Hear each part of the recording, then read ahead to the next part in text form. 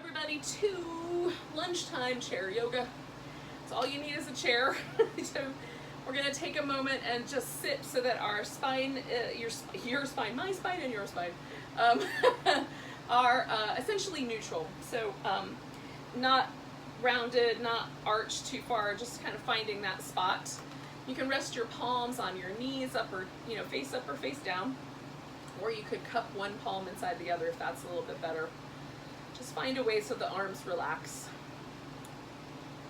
You can close your eyes all the way, or you can leave them open just a tiny little bit and let the area in front of you kind of be softly out of focus. And then become aware that you're breathing. So we're just gonna let the breath kind of help us relax progressively. So just take a nice big breath. Just feel that move downward into your body, and then as you exhale, feel your body get a little lighter as it releases the air, releases the pressure.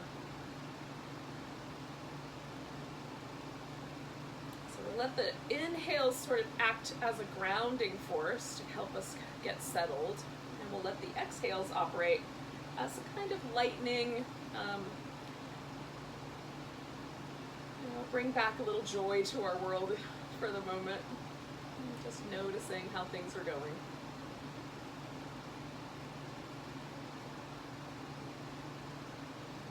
You might notice that, your body needs small adjustments along the way so that you can release all the tension.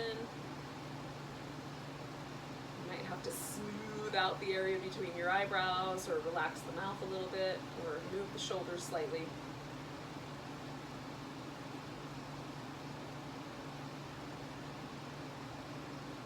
Let the breath kind of guide you in that way.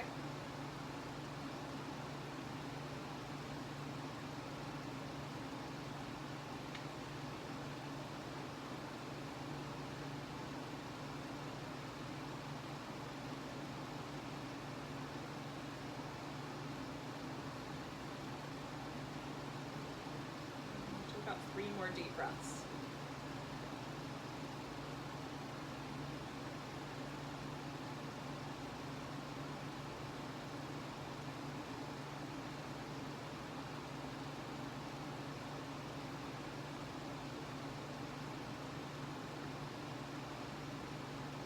Do some sun salutations to start with. So we're going to let the arms hang beside us, sit up nice and tall, reach the arms way up overhead as you take a big inhale.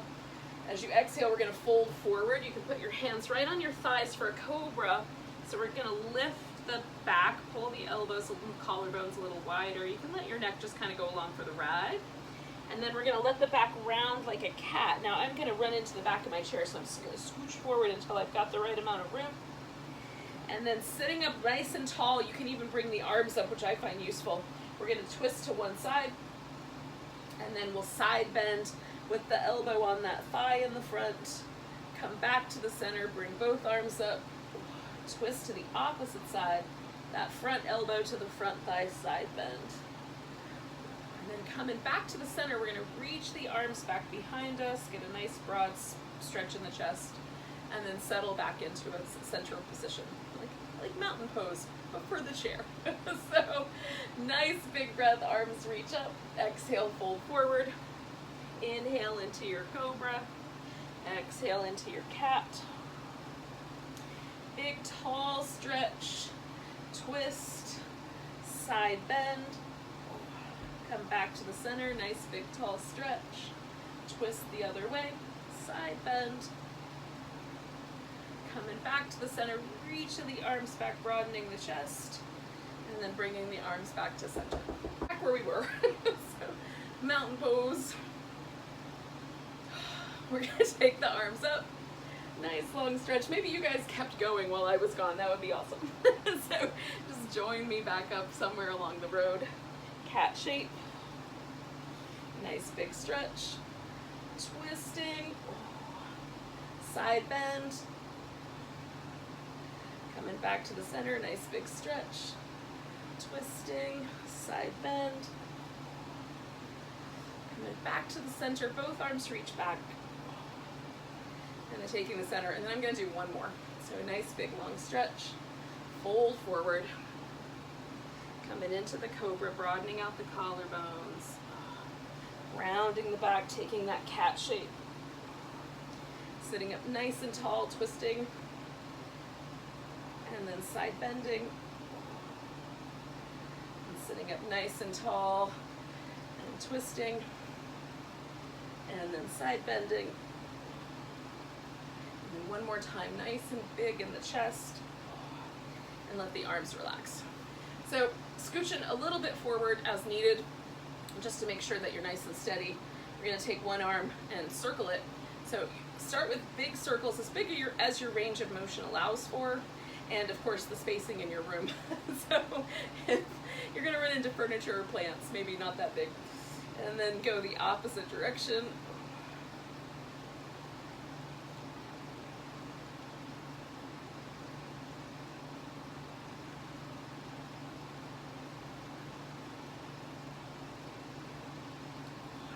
Do a little bit smaller circle, and I move the hand into slightly different positions as I circle, just so that I get the lower arm kind of changing the sensation.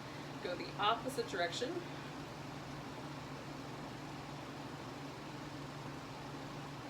A little rotation of my arm bones was definitely interesting. Okay, so then we're going to make a teeny tiny little circle as best we can, level with the shoulder.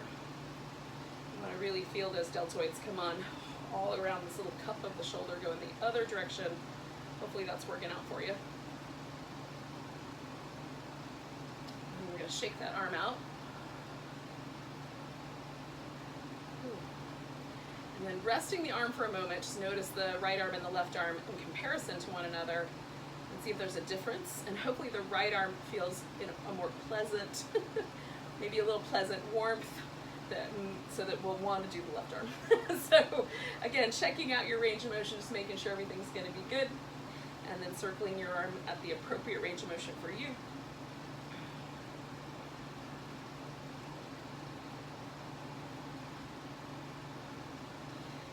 And the opposite direction as well.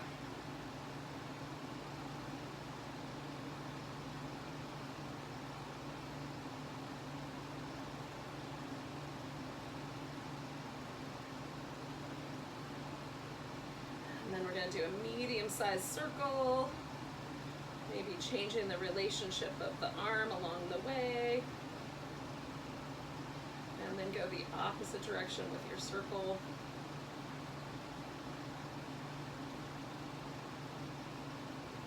And then we're going to do a very tiny circle, arm about shoulder height as best we can. Oh, try to make that top of our shoulder really get warm and toasty. Both directions if you haven't already switched. And then we're going to let that arm dangle, shake it out a little. And then just check and see if both of your arms feel nice and pleasantly released. Give the wrists some movement. And the other direction. I like to do a little circular movement as smooth as I can make it. And then stretch the fingers out as wide as they'll go, and curl them in nice and tight. And stretch them out as wide as they'll go, and curl them in nice and tight. We're going to do that twice more. Nice and big, and then curl them in, and nice and big. And then just moving the fingers, almost like you're playing a little imaginary piano. This is probably not exactly the way you would play piano, but you get the idea. Okay, giving the hands a little shake. Now we're going to stretch these two muscles in the neck that help hold the head on. So we're going to move the head to the diagonal. So this muscle in the front, I'm going to start on the right side. If you want to start on your left side, that's fine. So I'm going to move my head because I want to stretch the one that goes from my jaw down to my collarbone. I'm going to move my head so that the jaw goes to the far left corner. And then I'm going to take my right collarbone down and to the right. Okay? So down to the right with the collarbone, up and to the left with the head. So I'm not doing too much force on the vertebrae in the back of the neck, just feeling that little bit of stretch right there in the front, doing most of the work from the collarbone.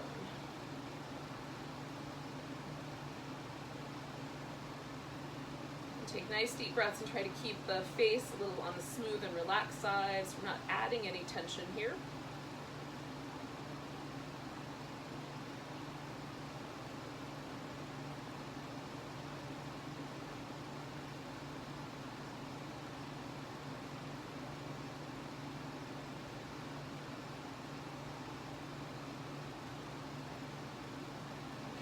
let the head float up, let the collarbone release.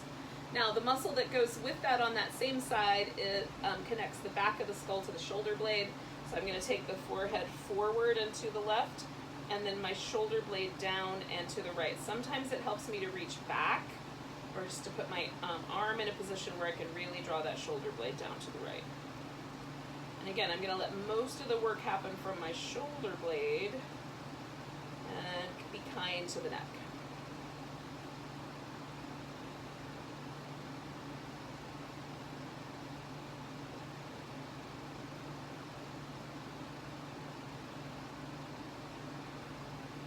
And don't forget the nice deep breaths. A couple more.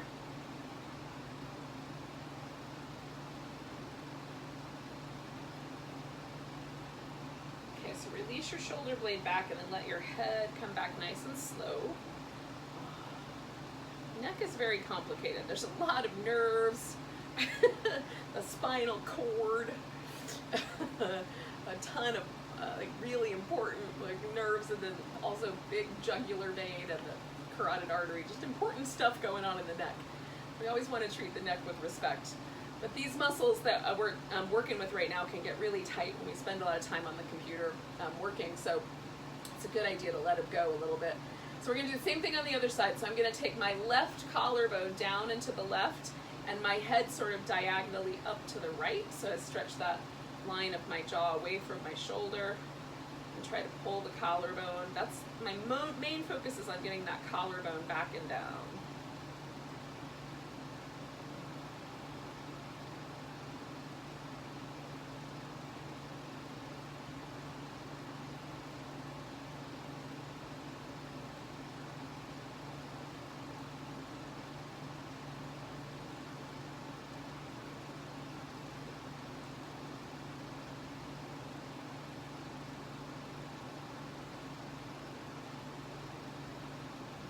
Two more breaths.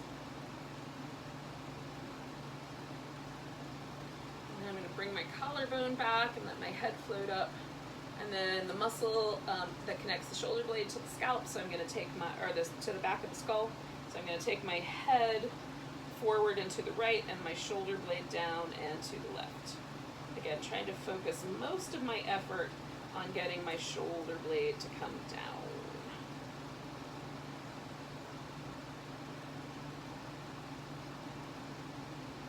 Can't feel like anything else is happening. You're there. Just breathe.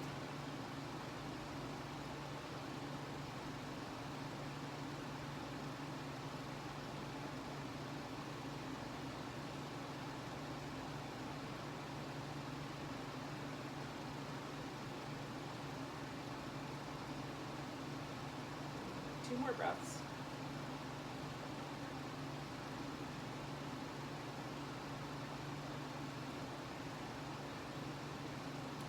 Alright, so I'm going to bring the shoulder blade back and then let the head float up. Do some little movements with the shoulders. Hopefully, it feels like just about everything from the waist up has gotten a nice release. It even feels like my arms are longer, which hopefully worked out for you guys. So we're going to do a little bit of washing machine with the ribs, so just turning the rib cage back and forth.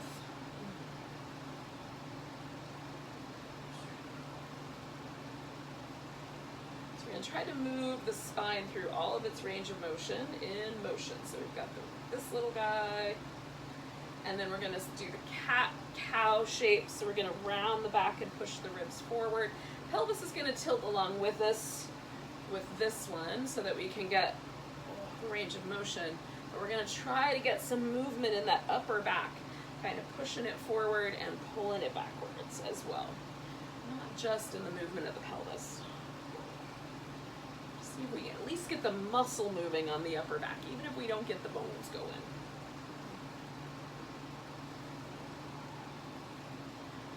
Alright, so then we're going to take it to the wide knees and do a little blown palm. So we're going to go from one side to the other, stretching out the sides.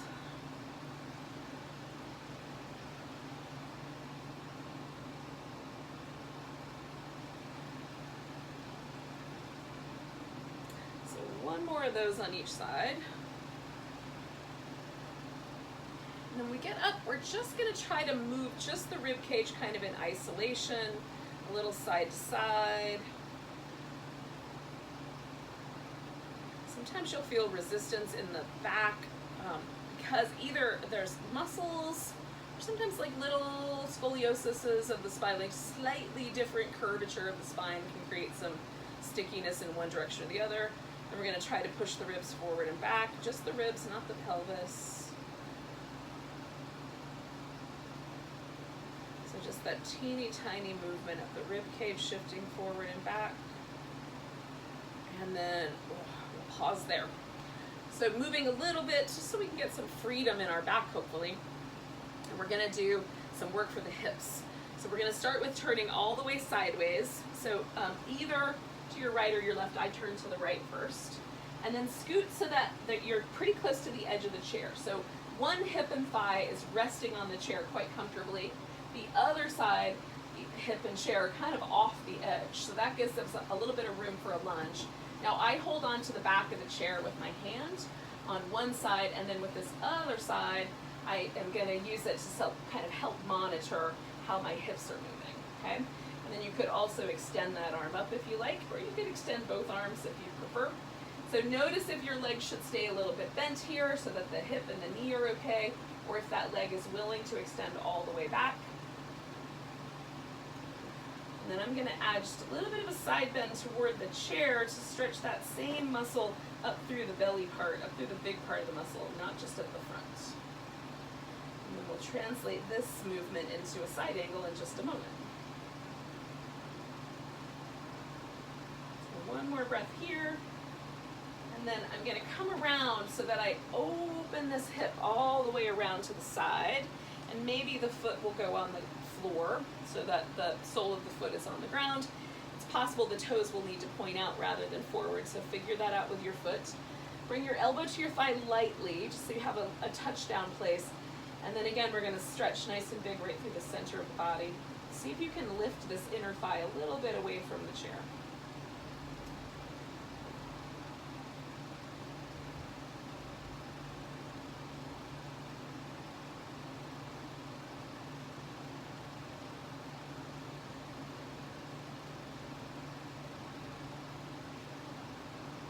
One more breath here. Now take your arm to your chair. We're going to pick up the leg and bring it forward. And then we're going to come all the way around to the front. The same leg, my left leg, I'm going to pick up off the floor and do a little rock the baby. If you can do the rock the baby, cool. If you need to leave your leg down, just rock it back and forth. That will work. And then just see, where will your body allow you to bring that leg? Will it come across the thigh? Should it be down in front of the shin? You're going to figure this out for yourself so that there's no pain in your knee at all. Especially, we don't want anything to feel like it's in this inside or the outside of the knee. Sit up nice and tall. Just sitting up tall and bringing the pelvis into alignment might be enough sensation. If you need more sensation, you can hinge forward from your hips, but be mindful of that movement. Maybe you already feel something on the outside of this leg. You don't really need to add on.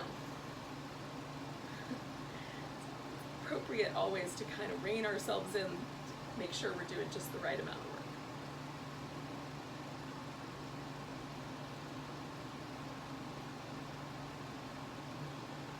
Two more breaths.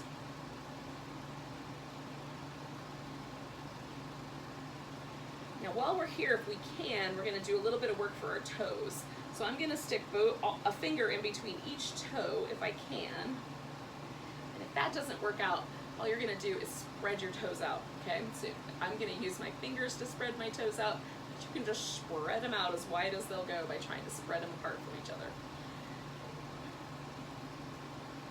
I'm going to do some movement with them in a second. So stretch them out. And I'm going to let them go, and then we're going to circle the ankle. And as I'm circling, I'm spreading the toes apart and squishing them together. And then circle the ankle the other direction.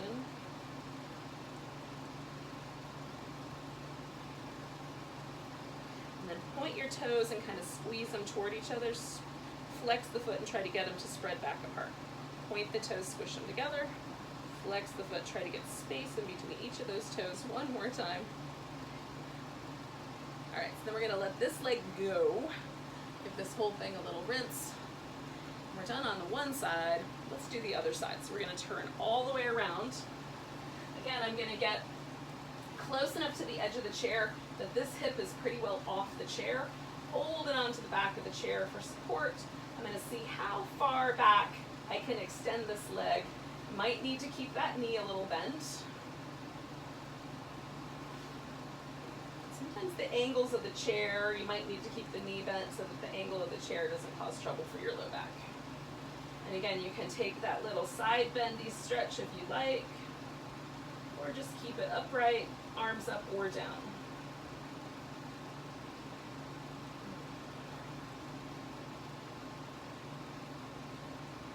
And one more big breath here. And then I'm going to bring my arm down and bring my leg around. So now I'm in the side angle pose, letting my elbow rest lightly here. I still want to use my core to do most of this work. So I'm going to stretch out nice and long.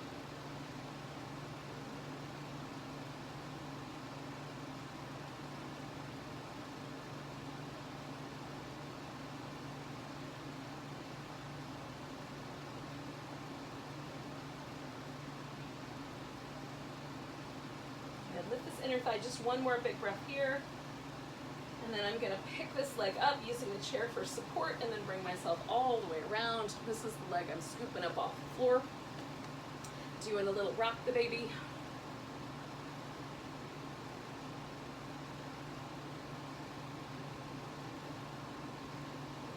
And then you're either gonna put it across the top of your thigh or across the front of your shin. So it's crossing at some point. We'll sit up nice and tall, and again, feel. So if you already feel sensation somewhere out here, anywhere between your knee and the and back of your hip, that's all we're doing. If you don't feel anything, you can try hinging your hip forward until you do. And again, flexing the toes and either just spreading them out, or you can stick a finger in between each toe. Give them a little more of a stretch by spreading your fingers apart. I find it useful. My toes like to hang together like a mitten. Like, you know when your fingers are inside of a mitten? That's how my toes want to be all the time. They're cuddly. They like each other. So spreading them out with my fingers helps, because then I can get them to stretch away from each other with using the muscle. So we're going to take 2 more breaths. Hi, sweet girl. So I'm going to let go of the toes. I'm going to slide my ankle far enough out to the side that I can do the rotation. So we're going to turn at the ankle. I'm kind of stretching and squeezing my toes apart as I go. And then go the opposite direction.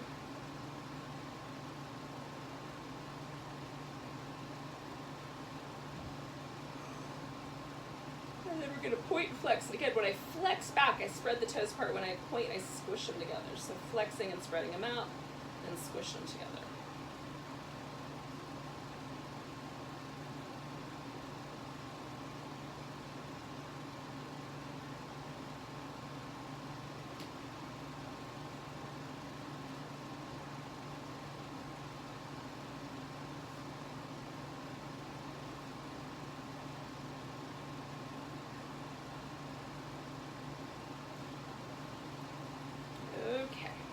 We're going to let that go, give that whole thing a little wiggle. So the last thing we're going to do is a little bit of standing balance practice. So we're going to use the chair, we'll do a downward dog on the chair, and then we'll do some spinal balance, and then a tree pose. So that'll be our last bit together. So we're going to come to the side of the chair.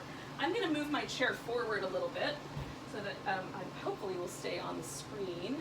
So I'm going to put my hands on the bottom of the chair and then back my hips up, so that the whole thing becomes a kind of downward dog shape. I want my hands to be close enough together that it doesn't feel abusive to my shoulders. And I'm just pulling back through the hips. You can back yourself up more or less, depending on how the sensation feels. I'm going to kind of connect a little bit to my shoulder blades, kind of pull them into my back just a notch so that it feels good. Pull in the backs of the legs. then we're gonna move forward just enough that we can create a situation where the shoulder is pretty close to over the wrist. Now your hand can be a little forward of that shoulder, especially if you have sensitive wrists. So I'm gonna take my left leg back behind me and then my right arm out in front and draw in through the sides of the waist. So we're holding that balance.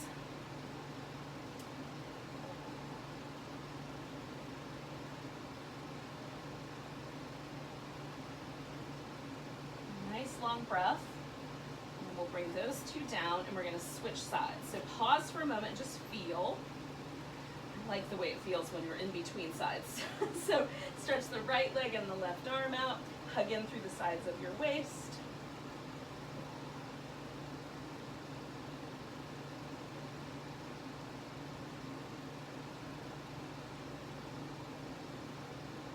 One more breath. We're gonna put the hand down and the leg down. One more time, I'm just gonna lean back like a downward dog. And then I'm gonna bring myself up. Give everything a little bit of a jiggle. And we'll do a little tree pose. I'm gonna stand next to the chair, especially if you're a little on the extra wobbly side. You can hold onto the chair while you're getting started, but then try to let go so that you have to balance, okay? So I'm gonna stand on the leg that's closest to the chair. That's gonna be the easiest to start with. And then I'm gonna let go and try to balance. And when I fall, rather than catch the chair, I'm gonna try to catch with my foot. Use the chair to get yourself started. And then try to, oops, hi there, buddy. Try to let go. Careful of your plants.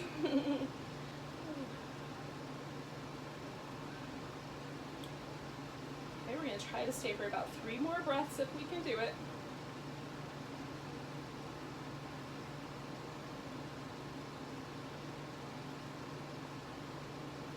And then bring that leg down. And just for a moment, pause and feel how there might be a difference in the 2 legs and the hips, and even the way it just feels to be on that side of your body. So I'm gonna stay where I am and just use the opposite leg. Again, you can use the chair to get yourself started and then let go. You can even have your hands at your heart if reaching them up overhead is gonna interfere with your living friends around you.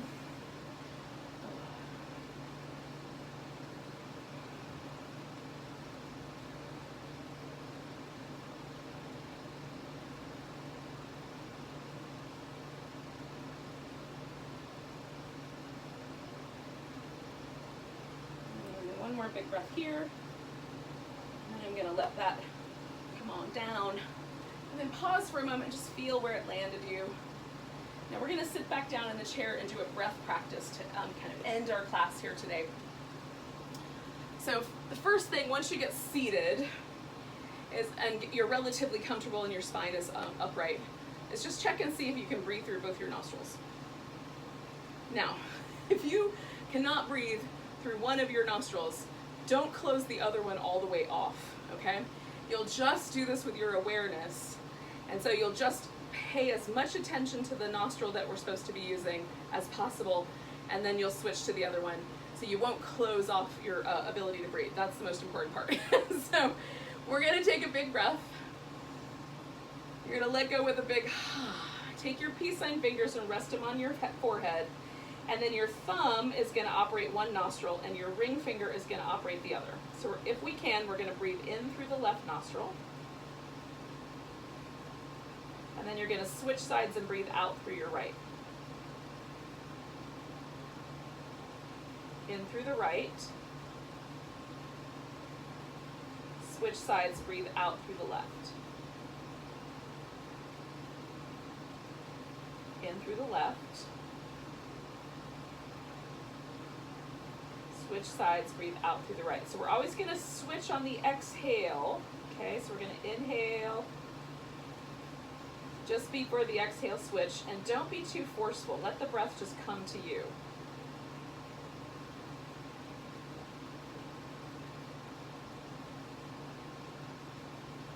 If you start to feel like you're getting a little out of breath, just stop doing the nostrils and just pay attention to each nostril while you breathe normally.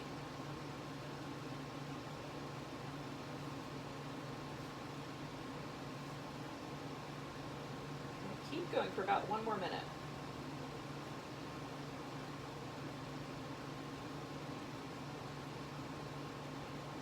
Switching your awareness to the other side as it's time to exhale.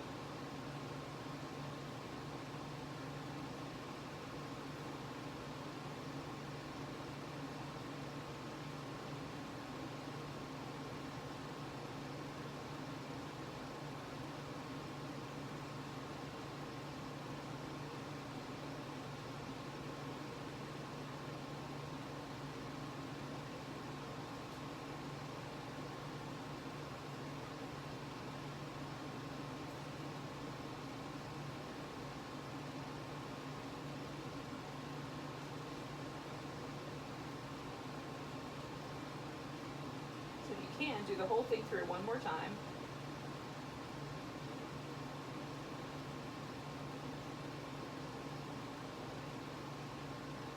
When you've exhaled through your left nostril the next time, just drop your hand and see how it went.